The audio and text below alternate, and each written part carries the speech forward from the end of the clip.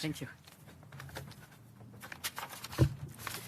Secretary General, dear Mark, Minister Brekelmans, thank you, first of all, for bringing us together here in The Hague.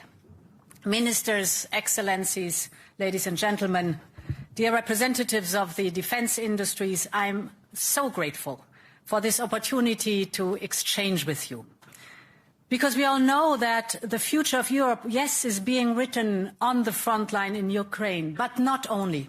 It is also being written in your factories. In record time, you have managed to open new lines and step up production. You're adapting to the new reality of a full-scale war right here on European soil. And just like your industry, all of Europe is facing a changing international landscape. As we've just heard rightly so, the security architecture that we relied on for decades can no longer be taken for granted.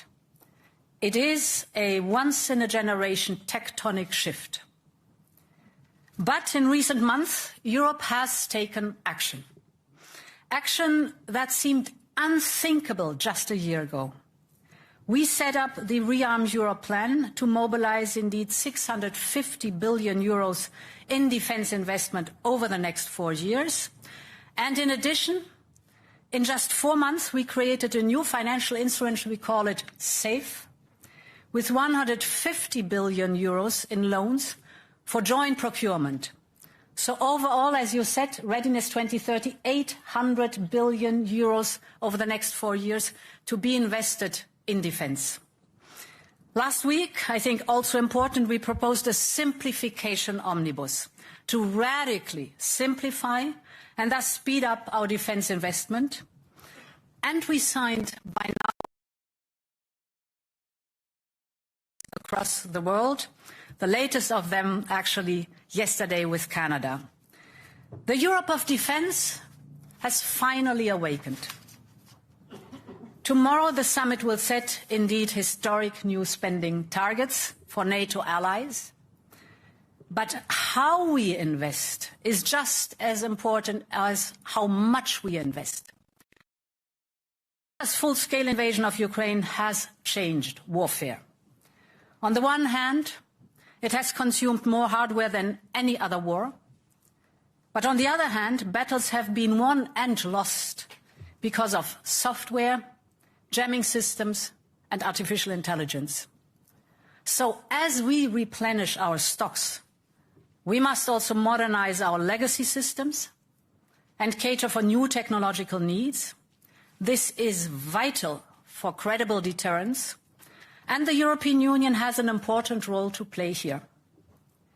While NATO sets the standards and the capability targets for allies, our union can help connect the dots between different industries, between civilian and military, and between NATO and non-NATO countries.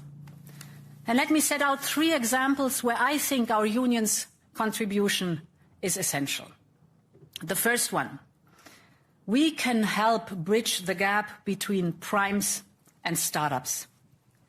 The war in Ukraine has shown how important this is. Tech startups can offer countless solutions to challenges that emerge instantly on the battlefield. And this is why we have set up a Defense Innovation Office in Kyiv, because we want to learn from Ukrainians' battlefield experience. But innovative startups inside our union can also play an important role. Since the start of the war, investment in European defense tech startups has increased by 500%. But we still lack funding for the critical stage from the startup to the scale-up. We must get better at this. We lose too many startups at the beginning. Our startups must be able to grow and to grow here in the European single market. We need to identify potential unicorns proactively and channel more capital towards them, both from public and private investors. Our continent is home to so many innovators and pioneers. They must be able to find what they need to thrive right here in Europe. My second point, we must build more bridges between civilian and military. Many critical components of 21st century defense are, as we all know, dual use. Chips, cloud services, software, satellite, artificial intelligence, you just name it. Our defense industry needs seamless access to the high end of these vital technologies. But today, dual-use projects are often not allowed to run on civilian platforms. We have to change this. We will allow dual-use projects to access our new AI gigafactories with their unparalleled computational power. And the same goes for our European Innovation Council Fund for startups. We will seek this kind of synergy across the board. We must better connect our tech industry with our defense industrial base. And my third point, finally. Today, we are asking the defense industry to deliver, as you've said, to deliver at speed and at scale. But I also know, this is your responsibility, this is your task, but we also know that we have to do homework, that we have to create conducive, right conditions for this to happen. And there, for instance, our safe loans, with them we incentivize joint procurement and long-term contracts. This is a long-standing ask of your side. This will give you the predictability you need to scale up production.